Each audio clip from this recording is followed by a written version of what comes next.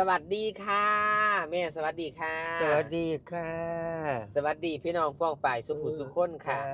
มื้อนี้พบกับรายการเฮาถามไปทั่วอีกแล้วพี่น้องค่ะจ้ามื้อนี้แขกรับเชิญเฮาดารารับเชิญกะคุณแม่โสวัสดิ์ค่ะจ้าอิ๊ว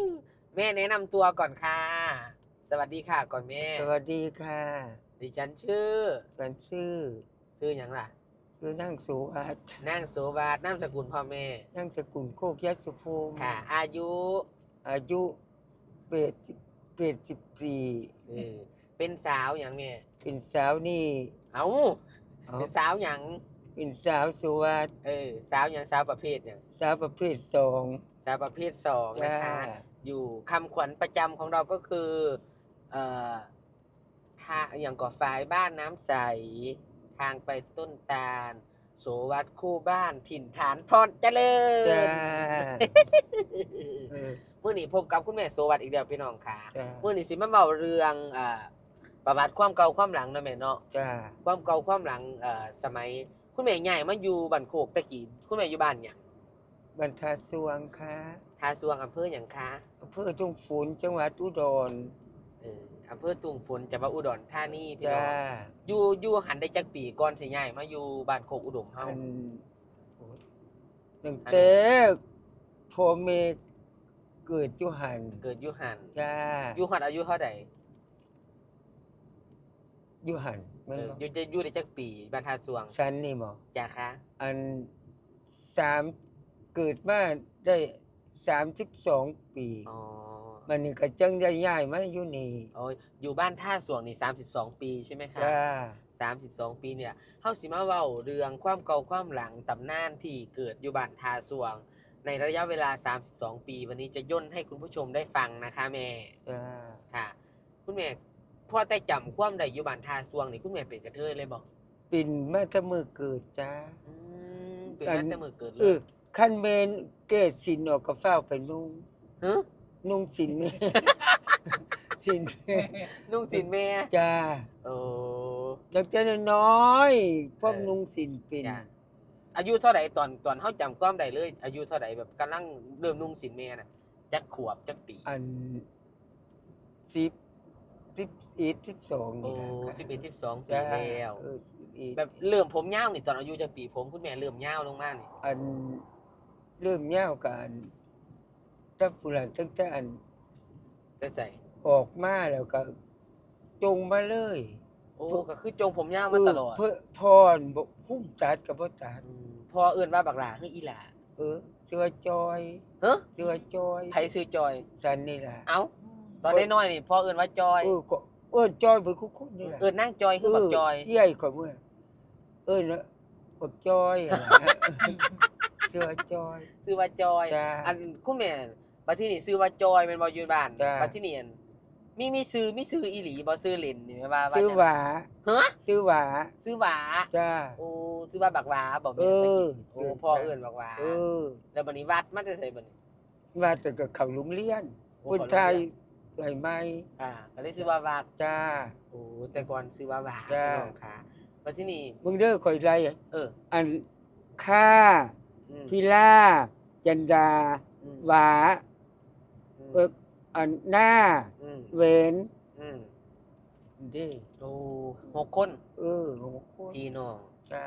อันนี้ชื่อว่าหวาพี่น้องค่ะ จ้า อยู่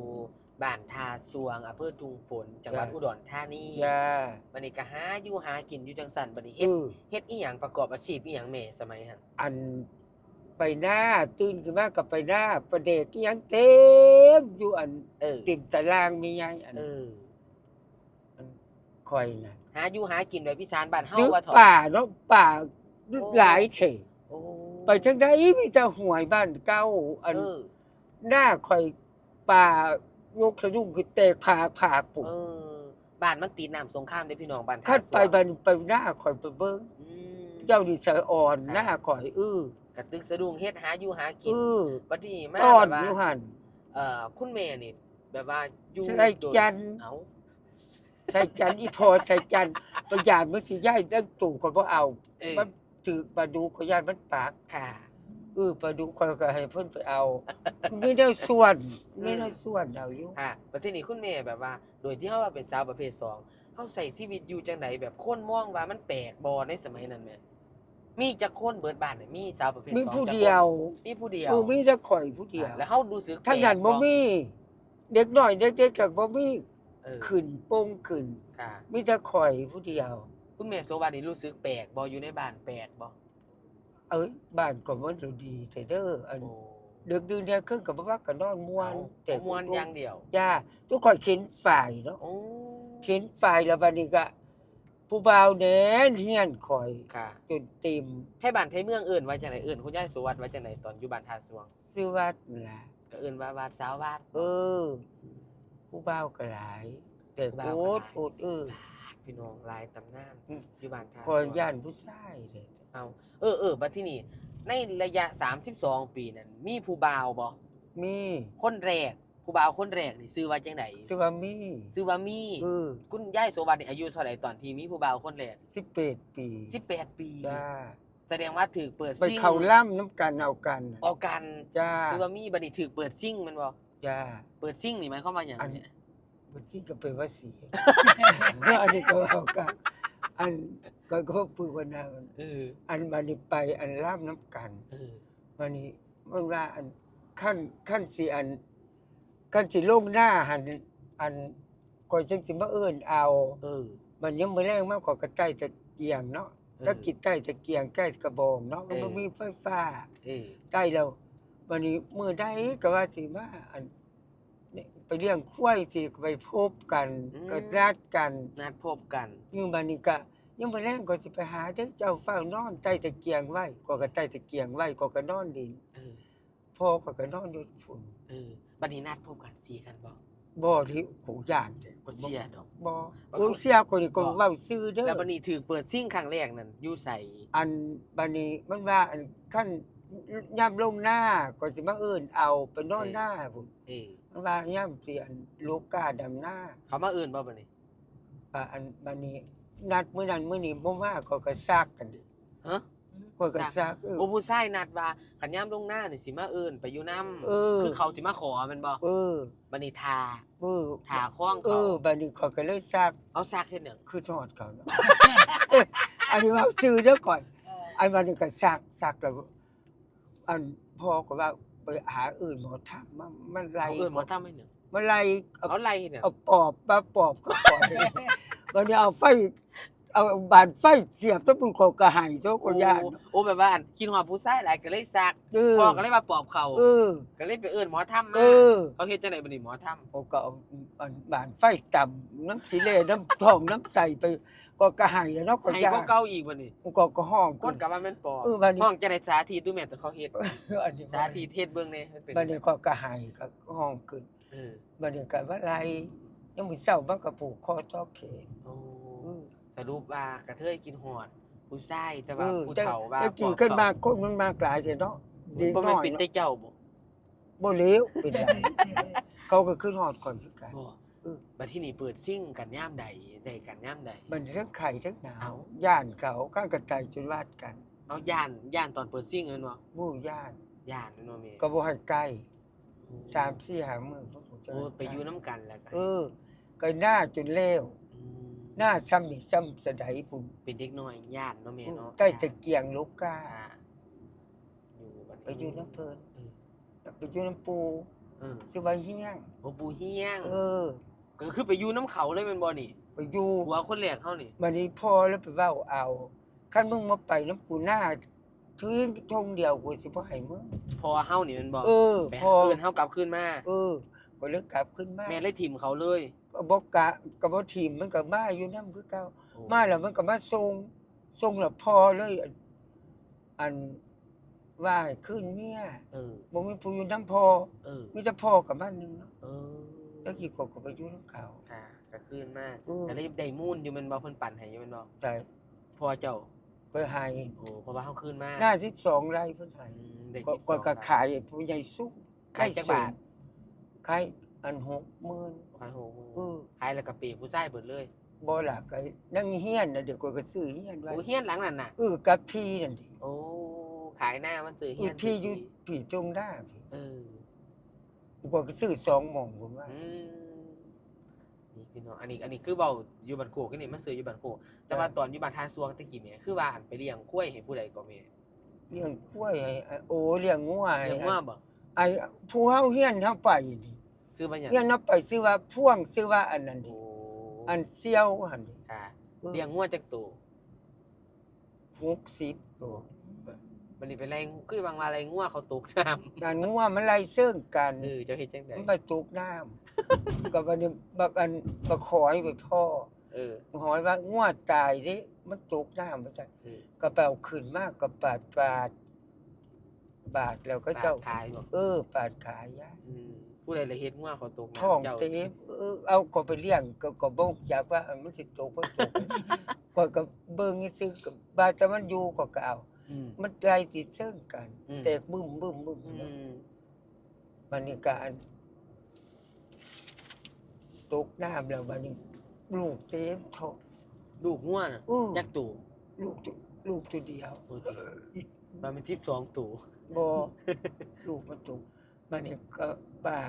ดยังบ่แรงมากผู้บ่าวว่าซั่นโอ้พอมื้อนั้น โอ้ปากงัวผู้เบาเลยมาหุ่มเจ้า เอากับปาดก็อยู่เฮียนหลังนั่นล่ะหลังเฮียนงัวตายล่ะ บัดนี้เจ้าได้ขางัวซุมื้อเลยแม่นบ่ บ่เลยก็บ่กล้าขาดถ้าตีเขาก็ว่าตีดอกงัวตัวนึงสูงกว่าแม่นอันสูงกว่ารถเจ้า เออ ตัวใหญ่ งัวพันธุ์หยังพัน บั ธุ์ห ก ยัง จัมโบ้ซื้อมา ซื้อจัมโบ้ พันธุ์หยังแม่ งัวแมว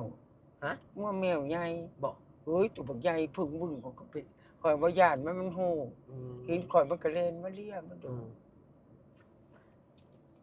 นี่ตำนานไปเลี้ยงงัวบัดที่นี่อันนั้นแม่ เออ อันไปกับยายตู่น่ะแม่ โอ้ ที่ว่าไปกับยายตู่ โอ้ไปอีตู้หิวอันไปแล้ววันนี้ไปแล้ววันนี้ เขาเขียนไว้ผู้ใดอันสิก็เขียนไว้เป็นว่า ไผเขียน เอากับผู้อันหัวหน้า ว่าน่ะไผ หัวหน้าอันวุ่งจักกันกับข่อยบ้านเดียวกัน โอ้เขียนชื่อไผ เขียนชื่อเอาจังเจ้าบ้างสิเจ้าก็มาเส้นชื่อ ก็มาเส้นว่าสันเขาก็เขียนว่าเขาก็เขียนไว้แล้วก็เอาเงินให้พ่อมันเนาะ ที่สีไผ อีสีตู้ก็ว่าปิดแล้วเนาะก็ย่านก็ไปเล่น สิยายตู่ผู้เดียว ก็ย่านก็เล่น จะเป็นคนนั่งเบิ่ง เออ เฮ้ยก็บ่เจียดอก ดังอยู่เถียงหน้า เจ้าเป็นผู้นับเจ้าเป็นผู้นับบ่ เขาก็เจ้ามุนเปิดจะมุน มุนเฮ็ดหยัง เอามันไปเหยียบแล้วผู้ชายเป็นร้อยผู้เนาะ ล่างออกไปบัดนี้ก็ออกไปบัดนี้ก็กระย่านบัดนี้หัวใจก็หัก เออ ก็กระซ่านบัดนี้ยามมื้อเช้ามา ผู้ชายเขาตัวไปหรือเข้าไปเอง เอาไปก็อันตู้สมัครเท่านั้นเนาะ ตัวสมัครใจไป อันซุ่มนั่นซุ่มอัน ผู้ชายเขาเว้าเอา เขามาเว้าออกเฮา เออ เขาบอกว่าจังไดแม่ เขาก็ว่าอันคอยสิหาเงินให้เจ้าเป็นนายนาให้คอยอีตู้เว้า โอ้ให้เจ้าเป็นนายนาไม่ยีตู้นี่เป็นผู้รับแขก เออ บอกเป็นจังได บ่อันผู้ใหญ่ผู้อันบ้านนั่นล่ะผู้ชาย ผู้ชาย ข้อยสิมาครอบครองผู้ใดได้ล่ะ โอ้ผู้ชายเนี่ยเป็นนายนา เออ ผู้เจ้านี่เป็นคนรับแขก เออ เอาบัดนี้เขาเซ็นชื่อผู้ใดแน่แม่ลงในนั้น เส้นอันข่อยกับอีตู้ โอ้เซ็น2คน เออ บัดนี้ให้ผู้ชายเรียกเอามันบอก ยามมื้อเช้ามันก็เจ้าติดขอป๊อกสิจับบัดนี้ทุกคนฟ้าวเล่นหนีทุกคนฟ้าวขึ้นรถแล้วข่อยก็หนีออกทางบ้านคำบอนมาข่อยก็ย้านเนาะ ตำนาน เขาก็สิจับเนาะ เปิดซ่องใส่ธงหน้าแม่ บัดนี้บ่ทันทุกข่อย เถียงหน้าผู้ใดล่ะแม่ไปเฮ็ดอยู่นั่น จังหน้าอันนั้นจังหน้าบักกันบักโลบ เขาสิมางทีมจะสุดแล้วเนาะยังบ่ ยัง ปาด เอาทางนั้นมันบ่มีปวกมีหยังได้ยากหน้าดินทราย เถียงหน้าพญโลบบ่ ตอนนี้เราสิอายุหลายแล้วเนาะ ไปโลก ยังบ่บุ ยัง บ่ เมียว่างั้นก็เห็นแล้ว เราก็ได้เจ้าจักเทื่อ ได้ พญโลบ ผมก็ได้จังซี่คนกับเพื่อนเมีย อันตำนานอยู่บ้านเก่าพี่น้องอยู่บ้านท่าสวง ไปอีหยังอีกเคยไปเที่ยวหมอลำบ่แม่นตะกี้ โอ้ยไก่กับพักกันย่าง ย่างไปเบิ่ง ย่าง อืม ซ้ำนี่ซ้ำผุ่มซ้ำกับประกอบ อืม ก็ไป พากันย่างไป ย่างไป คันสมมุติว่าอันเริ่มย่างไปตั้งแต่จักโมง เออ เริ่มย่างไปจักโมง ก็โดนได้ล่ะ หมายว่าคันหมอลำเขาเริ่มเล่นจัก มัน ทุ่ม คนหลาย มา แต่ ลำนี่ ทุ จัก ก ทุ่ม ๆไปเป็นหมู่เนาะ หมอลำเล่นจักทุ่ม ตะกี้สอดแจ้งเด้อหมอล มันขึ้นจักทุ่มซั่นนี่ ำ2 ทุ่ม ขึ้น เขา 2 ก็ ทุ่ม ล่ำแล้ว เขาต้องเริ่มย่างไปแต่ตอนใดจังสิฮอด2 ทุ่ม เอาก็ย่างไปกินข้าวเล้งแล้วก็ไป ไปเลย ย่า ย่างไปหลายคนบ่แม่ โอ้ยเป็น4เป็น20 โอ้ย่างไปนํกัน ข้อยก็เห็นย่านข้อยก็เห็นก็ย่านพี่หลอกเป็นเนาะก็เห็นน้ำกลาง อยู่หม่องกลางหมู่ ไป ข้อยละแวง ใส่สินมาแต่ใดเด้แม่นบ่เคยใส่ ซีนตะโปงย่ำไปทำงานเที่ยวงาน เที่ยวงาน แต่ง แต่งหน้าบ่ อยู่ ได้เครื่องสำอางมาแต่ใส่สมัยตะกี้ เอากอันไปซื้อบรรทุกฝนมาสิเขามาซื้อ มันบ่ไก่เนาะซ้ำนี่ซ้ำบ้านเฮาไปหาอันนี่นึงซ้ำอันไปหาอันนี้บ้านอีหยังนี่ออกไปนี่ซ้ำ อันสมัยตะกี้จอนแบบว่าคันเฮาไปบ้านหันบ้านนี่แบบกระเทยหล่อเฮาเด็กน้อยหล่อเฮาบอกมันสิน่ะกระเทยบางสิบ่ บ่ว่าก็เด้อจัง มันว่าจังได๋ มีแต่เอิ้นยาย โอ้คือสิย้ายตะกี้เฮาเป็นเด็กน้อยแหม เอาเขาก็เอิ้นกันอันนั้นเขาก็เอิ้นอันพี่จังซั่นพี่สิ เขาบ่หล่อแม่นบ่ บ่ มัน เป็น ซุ่ม จัง ข่อยเขาคือหล่อมีเด็กน้อย เอาหล่ออยู่อะ หล่อข่อย บ้านใด กระเทยบ้านเฮานี่ เอาบ้าน เด็กน้อย จักเลิกบ่มีผู้ว่าเด้ คนหล่อข่อย นี่ก็บ่มีผู้เว้าข่อยได้บ้าน กระเทย บ้าน กระ โค เทย ก มา บ่มีผู้ว่าเด้ บ่ เขาเจ้ามีแต่ว่าย้าย เห็นบ่ย่างไปน้ำบ้านก็บ่สิเว้า เอ้าตอนนี้เขาก็ลืมแล้วเนาะ หมายถึงว่าแต่สมัยเฮาเป็นใหม่ๆแบบตอนเขาโรงเรียนนั่นแห บ่ มห เป็น มู่ว่า เด้ จังได๋ บ้านของบ่มีเป็น บ่ เด้บ่มี แต่ ผู้ เอา ว่า เบาๆให้กัน แม่จบปอใด ฮะ จบปอใด สั้นออกสั้นปสอง ปสอง จ้า เรียนได้ปหนึ่งกับปสอง ก่อนบ่ใครไปก็ไปมื้อหนึงสหามื้อก็บ่ไปเที่ยว อันเพิ่นให้เลี้ยงควายอ้ายก็บ่ให้ไป ผมบ่ให้ไปโรงเรียน เออ จักสิไปเรียนเฮ็ดหยังว่าติ ควายหลายเนาะ ครูเจ้าชื่อว่าหยังล่ะแม่จำได้บ่ คู่ผิว ครูผิว อ้ายข่อย แล้วก็สอนท่องกอไก่ เ บวกเลขบวกหยังบ่ เอาเจ้าบ่เห็นจักเทื่อ เอาเห็นไผแล้วมันสิเห็นเนาะ มันก็จื้อบ่ได้เนาะ เจ้าสิยังซะบ่ครูผิวนั่น ก็ตายบ่ทันดูนี่แหละ ก็ตายไป อืม เอาออกอันจบอันปริญญาแล้วก็ตาย ออกมาแล้วบ่ทันดูเลยตาย คักอีหลีพี่น้องตำนานคุณแม่โสวัสดิ์อยู่บ้านทาสวง อยู่บ้านทาสวง32 ปี แล้วก็ย้ายมาอยู่พรเจริญตอนอายุ32ก็สิอยู่มาพรเจริญนี่มา50กว่าปีแล้วแม่นบ่แม่บาด จ้า แม่คือแกคิดอ่ะ บ่ก็แกก็อันนี้ อยู่พรเจริญมา50กว่าปีแห่งตำนานหลายกว่าบ้านทาสวง ขั้น พี่ น่ะ น้องอยู่บ้านทาสวงได้ผัวจักคนก็แม่ ผู้เดียว ผัวผู้เดียว แล้วมาอยู่บ้านเฮาได้ผัวอีกจักคน หาคน เป็น6คนนั่นดอกกับรวมผัวเก่าพี่น้อง บักเลียพุ่นนี่ เจ้าจะบักเลียอยู่ บ่เคยได้ยินซื่อๆแต่ ลูก บ่ แม่ รู้จั เขก โอ้ นี่ได้เฮียนป่าไว้ เออ หลังใหญ่ๆ โอ้ อะ โอ้ๆ หลังใหญ่ๆทั้งทุ่งนา มีแต่ปูน ยายโสวัสดิ์เราเสน่ห์แรงเด้พี่น้องไปอยู่บ้านใดก็ได้ผัวบ้านนั้น